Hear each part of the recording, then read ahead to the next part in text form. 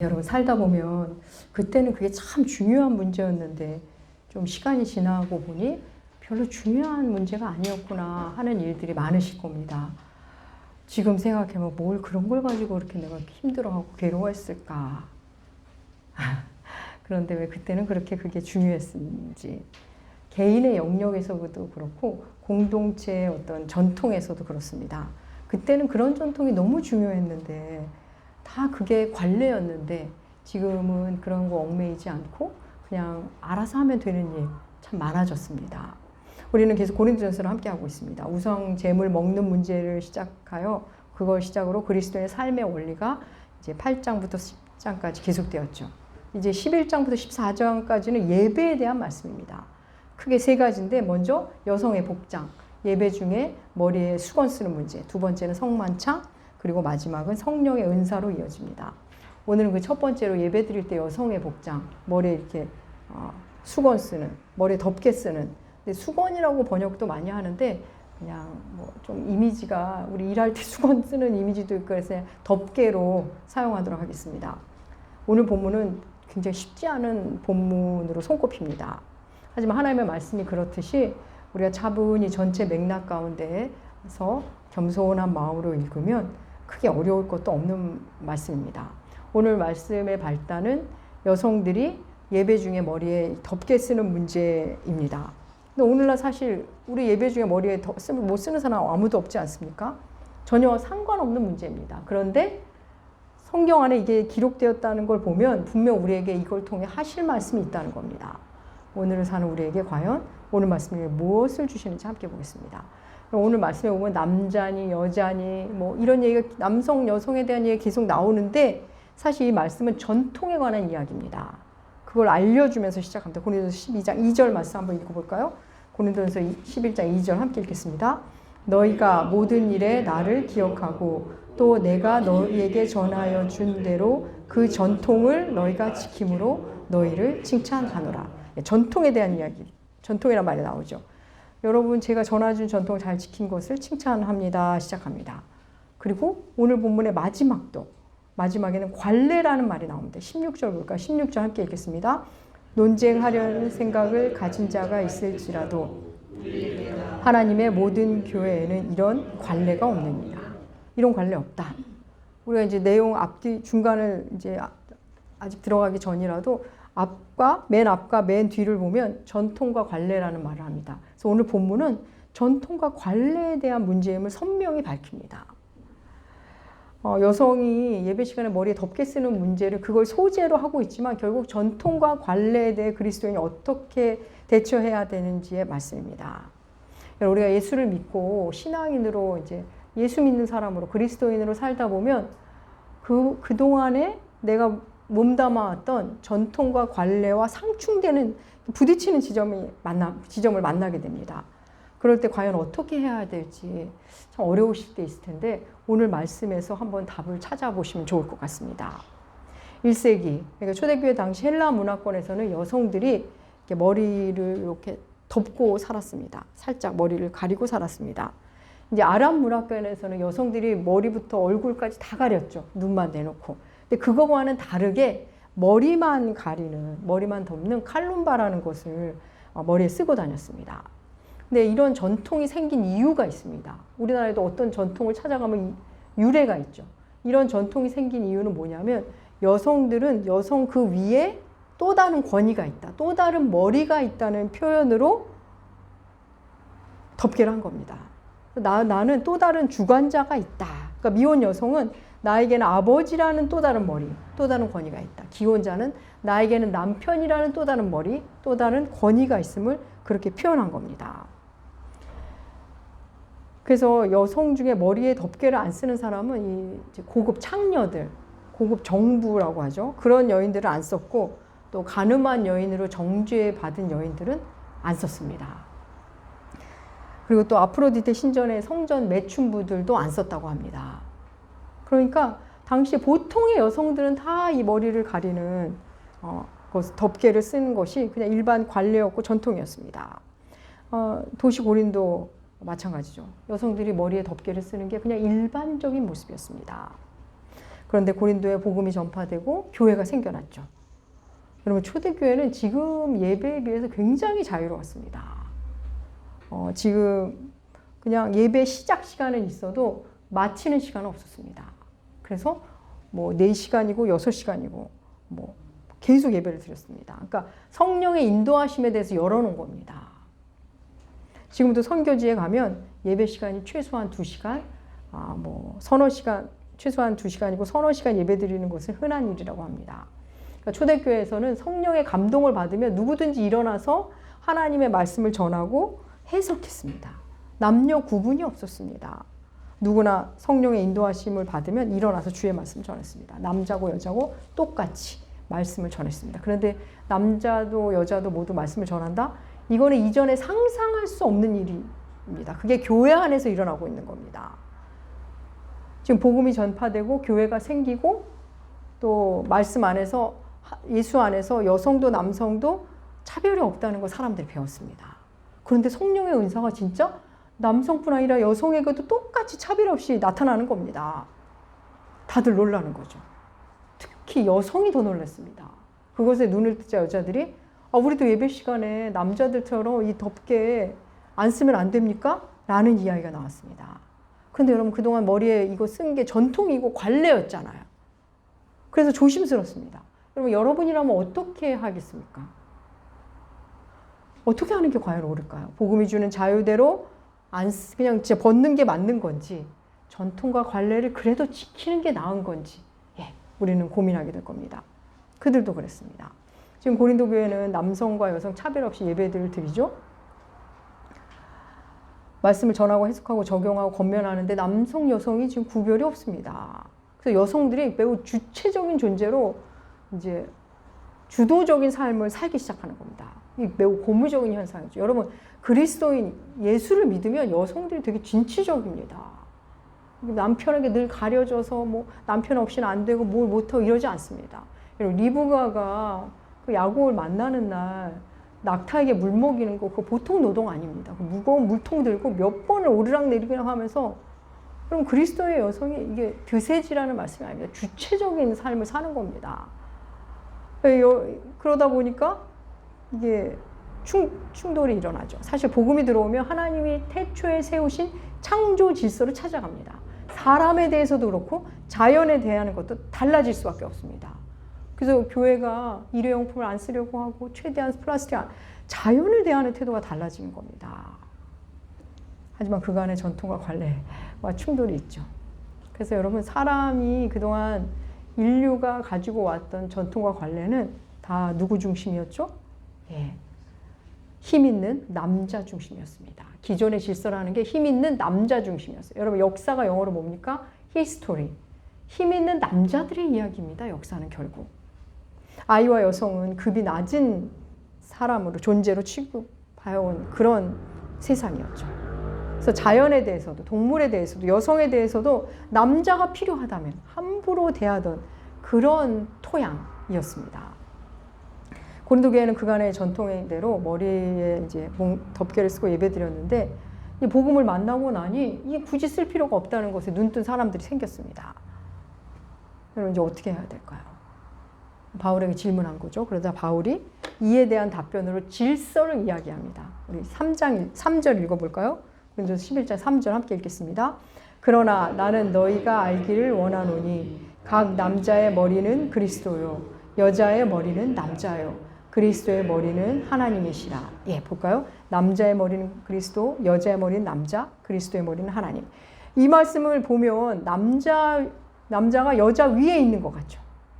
그죠?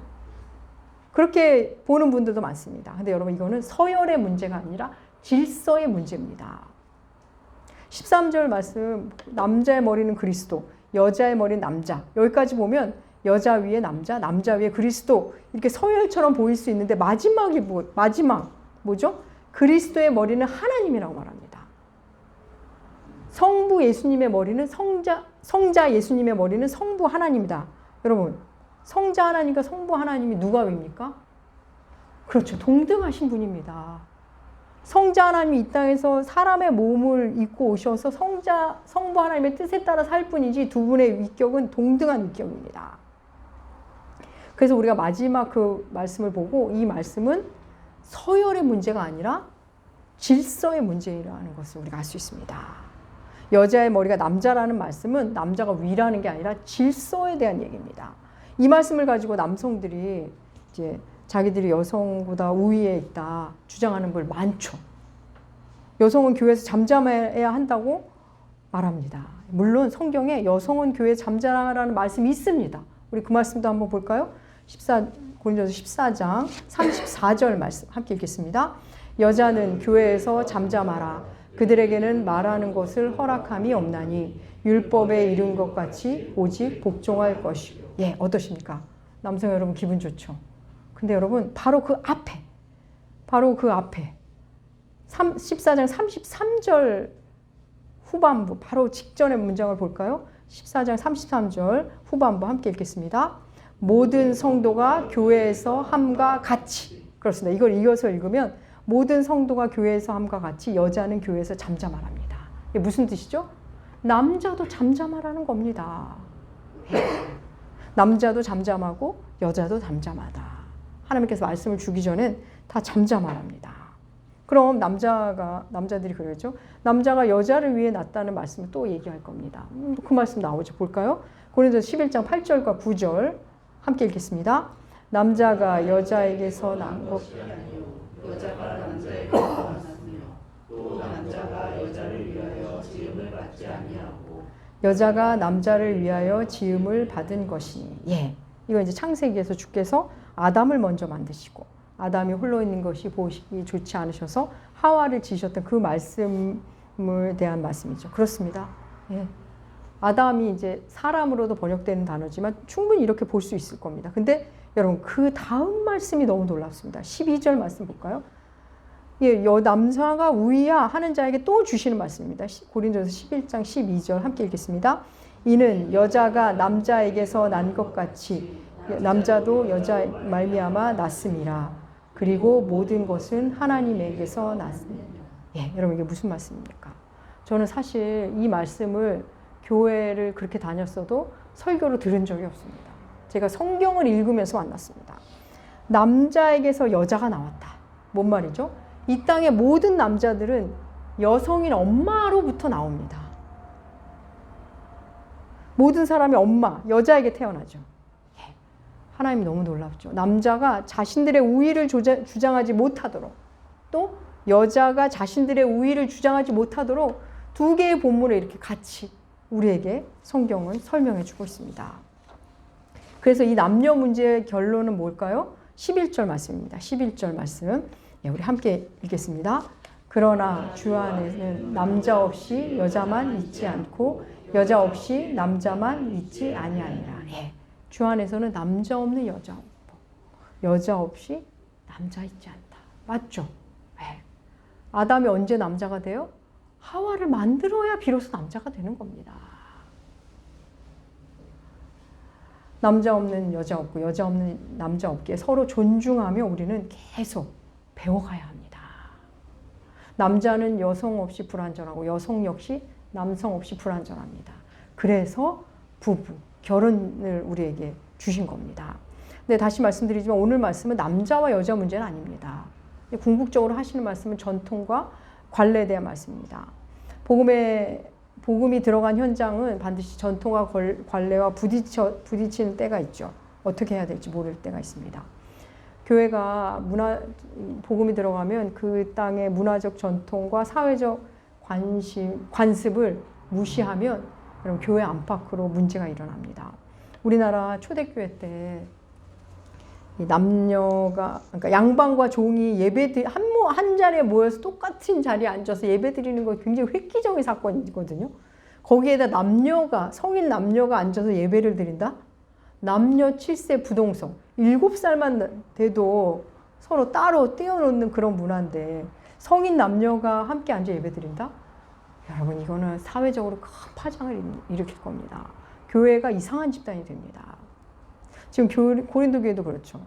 여성과 남성이 동등하게 예배에서 모든 걸 함께 하는 겁니다. 모든 걸 함께 하는데 갑자기 머리에 쓰던 것도 안 쓰겠다? 만만치 않은 저항이 있을 겁니다. 교회 안에서도 그렇지만 교회 밖 반응 더 문제죠. 세상이 교회를 바라보는 시선 여러분 생각해야 합니다. 그렇지 않아도 초대교회 사람들 모여서 한다는 말이 주 예수의 피와 살을 먹는다는 둥 성만찬을 하면서 그런 얘기를 하니까 식인 집단으로 오해받기 딱 좋은데 지금 황제 숭배도 안 하죠. 거부하고 있죠. 이런저런 의혹의 집단인데 교회 다닌다는 여자들이 갑자기 이 머리에 자기들만 덮개를 안 쓰고 다닌다? 어떨까요? 사회적 파장일 수밖에 없습니다. 그러면 예수님을 오해하게 만듭니다.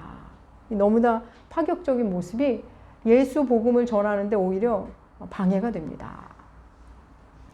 물론 여러분 전통과 관례 중에 없어져야 할 건 많죠. 많습니다.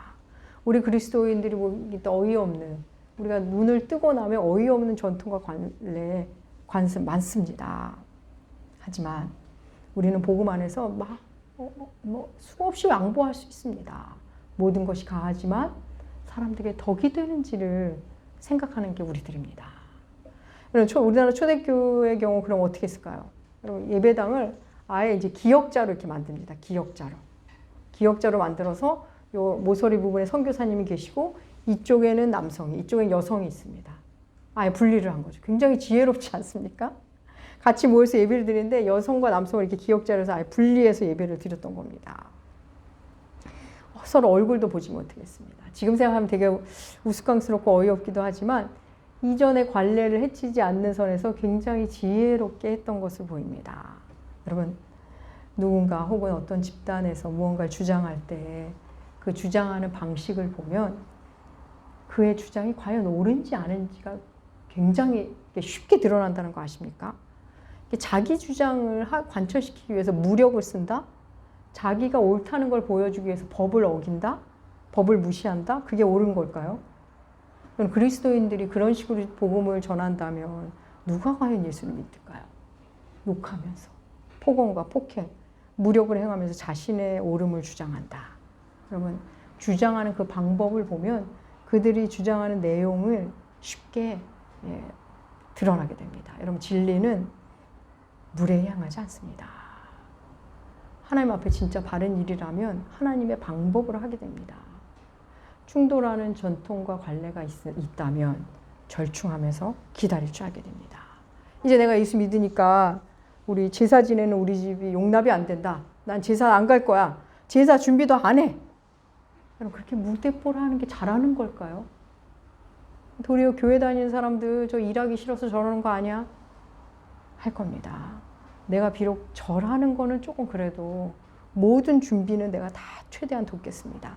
제사 준비를 성실히 돕고 또 상을 물리면 성실히 설거지도 다 하고 그러면서 속으로 안으로 기도하고 기다리고. 그럼 그게 예수적 방법 아닐까요? 하나님의 창조 세계는 헬라인이나 유대인이나 남자나 여자나 종이나 자유자나 아이나 어른이나 모두 차별이 없는 세계 맞습니다.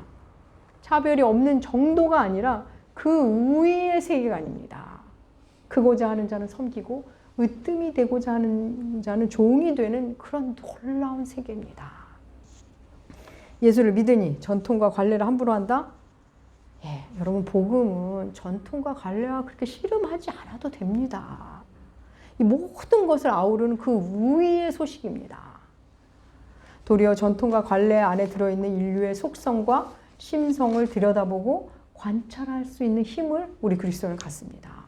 성도가 보이는 것에 매여서 오로지 그 보이는 것만 달라지고 촉구한다면 여러분 도리어 세상은 복음의 문을 닫을 겁니다.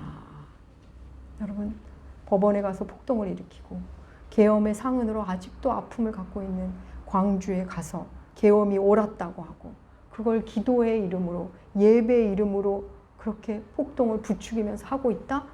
여러분 거기는 그리스도인의 자리가 아닙니다. 그리스도인은 그럴 수가 없습니다. 그런 자리는 이단 사이비의 자리입니다. 다시 말씀드립니다. 주장하는 방법을 보면 그 내용이 옳고 그른지가 그대로 판명되는 겁니다. 관례와 전통 그리고 복음 안에서 만나는 놀라운 자유 이 둘이 충돌을 잘 소화하면 좋겠지만 이게 소화하기가 힘든 시기가 있습니다. 시대적으로도 또 개인의 역사 속에서도. 그래서 사도 바울이 이렇게 길게 설명하는 겁니다.